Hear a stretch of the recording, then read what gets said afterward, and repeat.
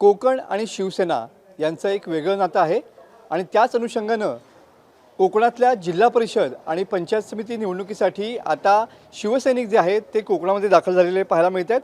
आपण सध्या संगमेश्वरमधल्या देवरुख या ठिकाणी आहोत आणि तुम्ही बघू शकता की उद्धव ठाकरे सेनेचे अनेक पदाधिकारी जे आहेत ते मुंबई महानगरपालिकेच्या निवडणुका आटोपल्यानंतर आता प्रचारासाठी या ठिकाणी कोकणात उतरलेले पाहायला मिळत आहेत।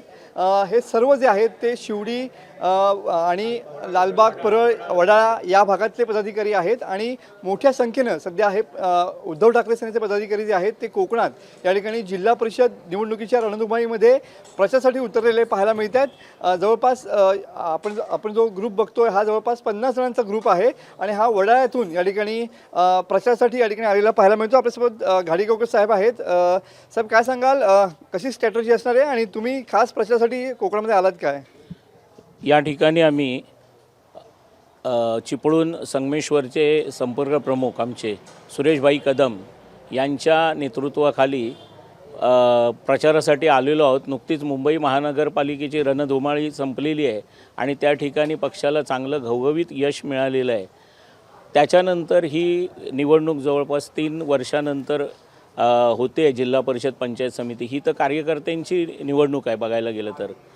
आमचे नेते विनायक राऊत साहेब आणि भास्कर शेठ जाधव यांच्या नेतृत्वाखाली सुरेशभाई कदम हे आमचे प्रमुख मार्गदर्शक या ठिकाणी संगमेश्वरचे तालुका प्रमुख संपर्क प्रमुख मुकुंद पड्याळ आहेत।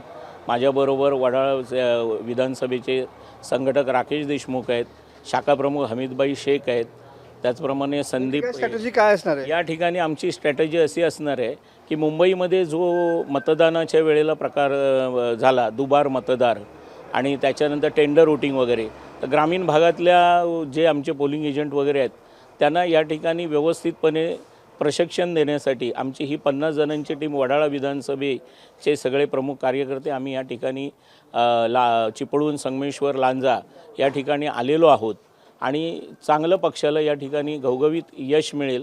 उमेदवार देखील चांगले सुशिक्षित दिलेले आहेत। या ठिकाणी तांबे मॅडम आमच्या ज्या उमेदवार आहेत त्यासुद्धा प्राध्यापिका आहेत, म्हणजे चांगले चांगले लोक, एज्युकेटेड लोक पक्षाशी नाळ जुळलेले आहेत आणि निश्चितच आम्हाला या तालुक्यांमध्ये चांगलं घवघवीत यश मिळेल अशी आम्हाला आशा आहे। प्रचारात पण तुम्ही उतरलात का सगळ्यांना? प्रचारामध्ये आम्ही घरोघरी जाऊन या ठिकाणी प्रचारामध्ये पण आम्ही उतरलेलो आहोत।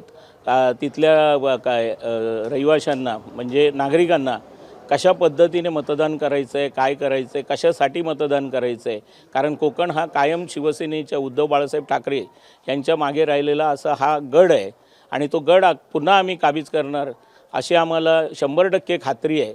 आणि म्हणून ही सर्व मंडळी आपले मुंबईतले व्यवसाय असतील, नोकरी असतील, हे सगळं हे करून केवळ पक्षावरती निष्ठा असलेले असे सगळे शिवसैनिक या ठिकाणी आम्ही आलेलो आहोत आणि हा विजय संपादित करूनच आम्ही या ठिकाणाहून जाणार आहोत असे एक खात्री आम्हाला आहे। नक्कीच बघू शकता की मुंबईतले उद्धव ठाकरे सेनेचे पदाधिकारी सुद्धा या ठिकाणी या प्रचारामध्ये सामील झालेले पाहायला मिळतात आणि मोठ्या संख्येनं या ठिकाणी पक्षाला यश मिळावं यासाठी सगळे प्रयत्न करताना दिसताना पाहायला मिळत आहेत। कॅमेरामॅन समित गजनेसह मी मनोज लेले, TV9 मराठी, रत्नागिरी।